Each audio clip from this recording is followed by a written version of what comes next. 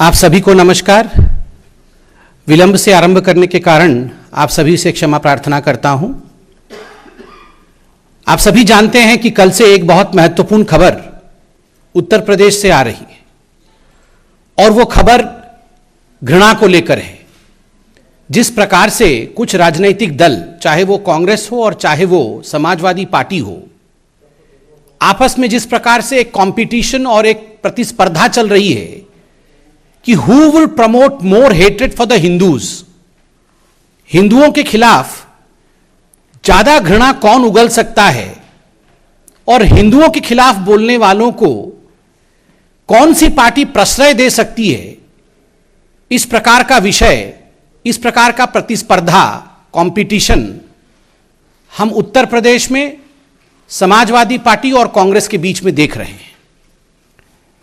कल आश्चर्य हुआ जब एक औपचारिक फॉर्मल प्रेस कॉन्फ्रेंस में, जिसमें कांग्रेस के अध्यक्ष उत्तर प्रदेश के अजय लल्लू जी मौजूद थे, उनकी मौजूदगी में मौलाना तौकीर रजा खान, जो कि इत्तेहाद-ए-मिल्लत नामक पॉलिटिकल पार्टी को हेड करते हैं, उन्होंने कांग्रेस पार्टी को अपना समर्थन घोषित किया।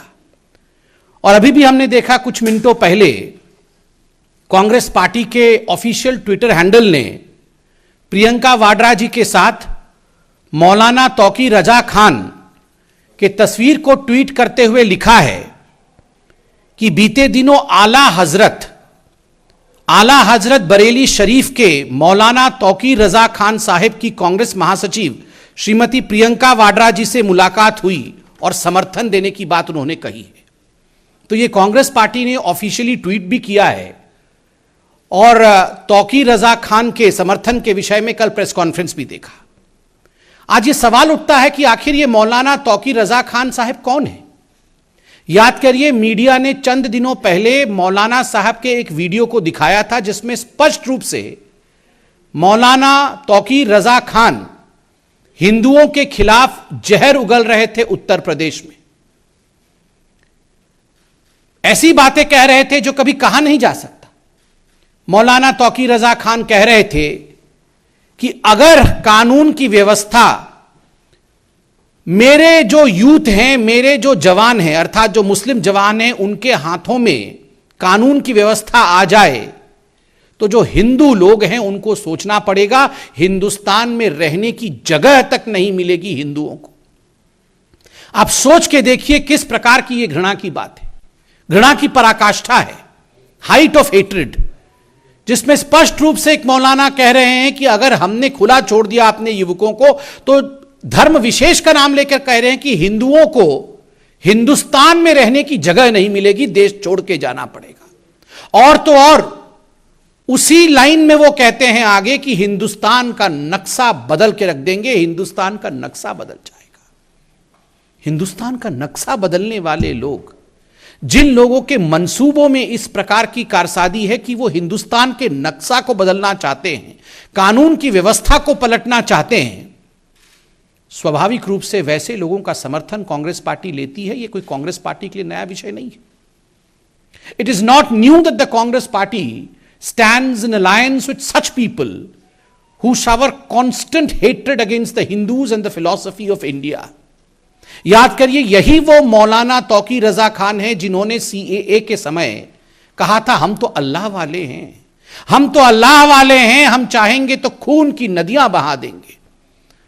और भाषण में यह भी कहा था हम तो जन्मजात लड़ाके हैं, हम तो जन्मजात लड़ाके हैं, we are born fighters, we will fight against the system. अगर हम चाहें तो हम खून की नदियां बहा देंगे, हम अल्लाह वाले हैं। इस प्रकार की बदजुबानी करने वालों के साथ प्रियंका वाड्रा खड़ी होती है और न केवल खड़ी होती है, उनके समर्थन के लिए गुहार करती है और आखिरकार उनको समर्थन मिलता भी है।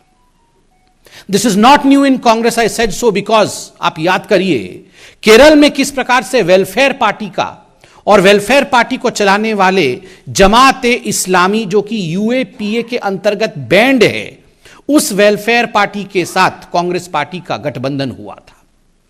याद करिए, चंद दिनों पहले हमने देखा था कर्नाटक में जब चुनाव हुए थे तो SDPI, जो कि एक पॉलिटिकल फ्रंट है, popular front of India, PFI का, उसके साथ कांग्रेस पार्टी का गठबंधन था। बंगाल में ठीक उसी प्रकार इंडियन सेक्युलर फ्रंट, जो अब्बास सिद्दीकी हिंदुओं के खिलाफ जहर उगलते थे, उनके पार्टी के साथ गठबंधन कांग्रेस पार्टी ने बंगाल में किया था। स्वाभाविक रूप से ये जो रैडिकल सिंडिकेट है, कांग्रेस पार्टी का जो रैडिकल सिंडिकेट है, वो पूरे हिंदुस्तान के सामने आज एक्सपोज्ड है। The radical syndicate which is in fact furthered by the Congress party stands exposed in front of India today. और इसमें कोई कांग्रेस पार्टी अकेली नहीं है, इसमें प्रतिस्पर्धा हो रहा है। प्रतिस्पर्धा अर्थात कंपटीशन समाजवादी पार्टी के साथ है। याद रखिए, नाहिद हसन पे भारतीय जनता पार्टी ने अभी चंद दिनों पहले आवाज उठाई थी, उसका नतीजा आपने देखा, सत्य की जीत हुई। नाहिद हसन जो कि कैराना से समाजवादी पार्टी के कैंडिडेट थे, आज वो जेल में हैं। वही नाहिद हसन जिसने हिंदुओं के खिलाफ जहर उगला था और कैराना में पलायन के लिए जो जिम्मेदार थे, वही नाहिद हसन जिसने कहा था हिंदुओं की दुकान से और हिंदू व्यापारियों से किसी प्रकार का संबंध नहीं रखना है, अगर उनसे हम सामान खरीदना बंद कर देंगे तो उनके पास कोई ऑप्शन नहीं बचेगा, उन्हें कैराना से पलायन करना पड़ेगा। उनको समाजवादी पार्टी ने टिकट दिया था, आज जेल के सलाखों के पीछे है। रफीक अंसारी, मेरठ से रफीक अंसारी जिसको टिकट मिला है, और किस प्रकार के केस उनके ऊपर लंबित थे यह भी हम जानते हैं, किस प्रकार की घृणा की बात वो करते हैं यह भी सर्वविदित है। असलम चौधरी विधानसभा धौलाना, दो समुदायों के बीच लगातार जहर उगलना, दो समुदायों को किस प्रकार से दंगों में झोंकना, यही असलम चौधरी का काम रहा है, उसे भी समाजवादी पार्टी ने प्रमोट किया है।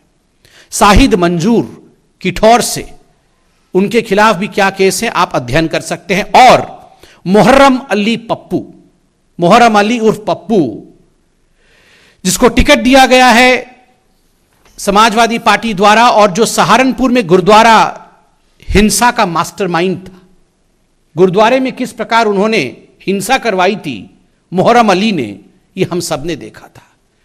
तो चाहे कांग्रेस पार्टी का मौलाना तौकीर रजा खान हो या समाजवादी पार्टी का नाहिद हसन, उद्देश्य केवल एक है। ये जो रैडिकल सिंडिकेट है, इसका उद्देश्य है किस प्रकार से दंगे भड़काना, हिंदुओं को डराना, हिंदुओं को बांटना और केवल अपने परिवार की राजनीति को आगे बढ़ाना। इसके साथ मैं आपको याद यह भी दिलाना चाहूंगा, such is the level of hatred of these political parties that they don't even spare the prime minister of India. ये जो घृणा की राजनीति है, आज कुछ पॉलिटिकल पार्टीज जो घृणा की राजनीति को आगे बढ़ा रही हैं, उसमें इसका आलम इस कदर ऊपर जा चुका है कि कुछ पॉलिटिकल लोग प्रधानमंत्री नरेंद्र मोदी जी के खिलाफ भी जिस प्रकार के शब्दों का उच्चारण कर रहे हैं, प्रयोग कर रहे हैं, और जिस प्रकार का प्रयोग पंजाब में भी हुआ वो हमने देखा है। कल टीवी चैनलों के माध्यम से कांग्रेस पार्टी के अध्यक्ष महाराष्ट्र में नाना पटोले ने जिस प्रकार के शब्दों का प्रयोग आदरणीय प्रधानमंत्री श्री नरेंद्र मोदी जी के लिए किया है, मुझे लगता है उसे दोहराना भी उचित नहीं होगा। वो कहते हैं कि आवश्यकता पड़ने पर मैं मोदी को मार भी सकता हूं, मैं मोदी को गाली भी दे सकता हूं, मैं मोदी को मार भी सकता हूं, मैं मोदी को गाली भी दे सकता हूं। आज मैं राहुल गांधी और प्रियंका वाड्रा से पूछना चाहता हूं, भारतीय जनता पार्टी की तरफ से, या आपके पार्टी के इतने बड़े बड़े नेता मोदी जी के खिलाफ, देश के प्रधानमंत्री के खिलाफ जिस प्रकार का जहर उगल रहे हैं, एक बात बिल्कुल स्पष्ट है, पंजाब में प्रधानमंत्री के सुरक्षा के ऊपर जिस प्रकार का हमला हुआ, सुरक्षा में चूक हुई, सुरक्षा में टूट हुई, वो प्रयोग था, संयोग नहीं था। That was an experiment which was done at the behest of the top leaders of the Congress party. वरना ये सारे कांग्रेस के लोग एक ही जुबान बोल रहे हैं, प्रधानमंत्री को मार भी सकते हैं, मोदी को मार भी सकते हैं। एक बात आज कांग्रेस को सुनना ही पड़ेगा, 2014 से पहले आपने मोदी जी के लिए इसी प्रकार के शब्दों का प्रयोग हमेशा किया। कभी उनको नीच कहा, कभी आपने कहा कि तू तो चाय वाला है, तू जाके हमारे अधिवेशन में चाय बेच, तुम्हें हम छोड़ेंगे नहीं। पाकिस्तान में जाकर आपने कहा कि मोदी को हटाना होगा, किंतु आपने जितना भी जहर उगला मोदी जी के खिलाफ, उतना ही अमृत हिंदुस्तान की जनता ने अपने प्रधानमंत्री के ऊपर बरसाया है। इसलिए आप इस मुगालता में ना रहें. Please don't be in confusion that if you abuse the prime minister of India the PM post stands condemned. No, you're condemning yourselves. इस प्रकार की भाषा और इस प्रकार के प्रचलन से आप खुद का ही हानि कर रहे हैं. बहुत बहुत धन्यवाद. कोई प्रश्न हो तो अवश्य पूछें. पवन भाई,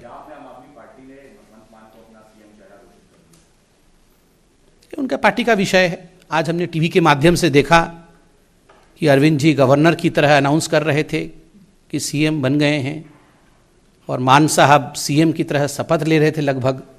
वहाँ कांग्रेस के अंदर भी CM पद को लेकर जिस प्रकार का सिर फुटअव्वल हो रहा है. कल कांग्रेस ने चन्नी जी के नाम को आगे किया तो नवजोत सिंह सिद्धू कह रहे हैं कि मैं ही आगे हूँ और जो हाईकमान है वो तो तय करेगी नहीं. तो स्वाभाविक है ये आपस की इनकी लड़ाइयाँ चल रही हैं.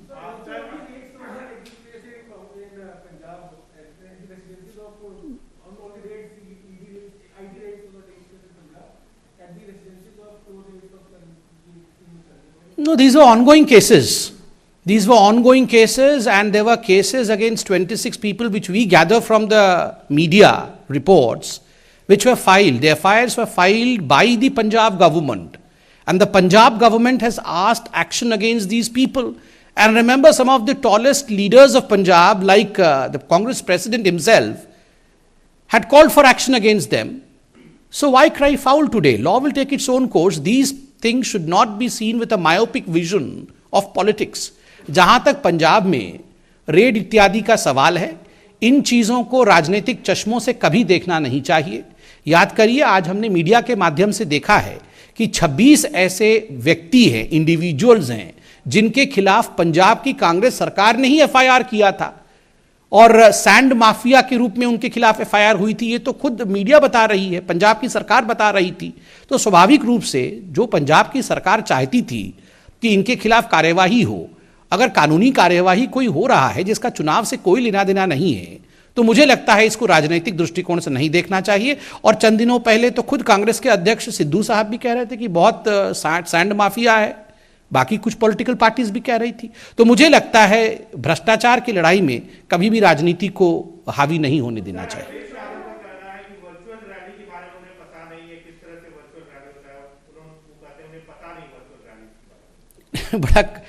बड़ा हास्यास्पद है अगर आदरणीय अखिलेश जी कहते हैं कि उनको वर्चुअल रैली क्या होती है ये पता नहीं है. मुझे लगता है उत्तर प्रदेश में जो युवा हैं वो जानते हैं वर्चुअल रैली क्या होती है. उत्तर प्रदेश की जनता जानती है वर्चुअल रैली क्या होता है. इसलिए जो अपने आप को नेता के रूप में प्रोजेक्ट करते हैं, यदि वही कानून का माखोल उड़ाएं, वही इलेक्शन कमीशन के रूल्स को ना फॉलो करें और इस बात के पीछे छुपने का प्रयास करें कि मुझे पता ही नहीं था कानून क्या है, तो ये एक एक्सक्यूज नहीं हो सकता है. प्रणब भाई, मणिपुर में, क्योंकि आप मणिपुर का भी दायित्व लेते हैं, क्या इस बार अकेले पार्टी चुनाव लड़ रही है? NPP ने कह दिया है कि हम अलग से अपना उम्मीदवार उतारेंगे. क्या उस पर कोई अभी बैठक में किसी तरह का फैसला नहीं, इस पर कोई चर्चा हुई नहीं है. इस पर कोई भी चर्चा होगी तो अवश्य हम आपको बताएंगे.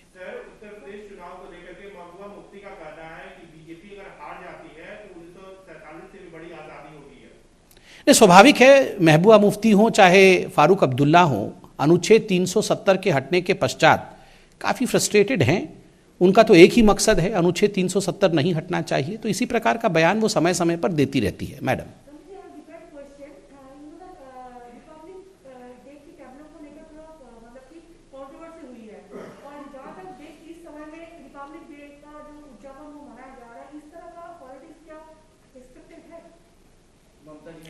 No, I firmly believe that the clear cut, जहाँ तक रिपब्लिक डे का टैब्लू का सवाल है, आज अखबारों के माध्यम से भी आप सभी ने पढ़ा होगा कि जो कमिटी इस विषय को देख रही है वो एक नॉन पॉलिटिकल कमिटी है. जो विषय राजनीतिक है ही नहीं, उस विषय को राजनीतिक बनाने का प्रयास किसी को भी नहीं करना चाहिए. ये देश एक सुंदर गुलदस्ता है, हम सबको मिलकर वी शुड सेलिब्रेट इंडियननेस. इसमें कहीं भी कोई भी राज्य एक दूसरे के ऊपर लांछन लगाए, ये उचित नहीं है. और बिल्कुल क्लैरिटी के साथ है कि this is a non political committee which is looking into it. Thank you so much. आई भवानीचा गजर म्हणजे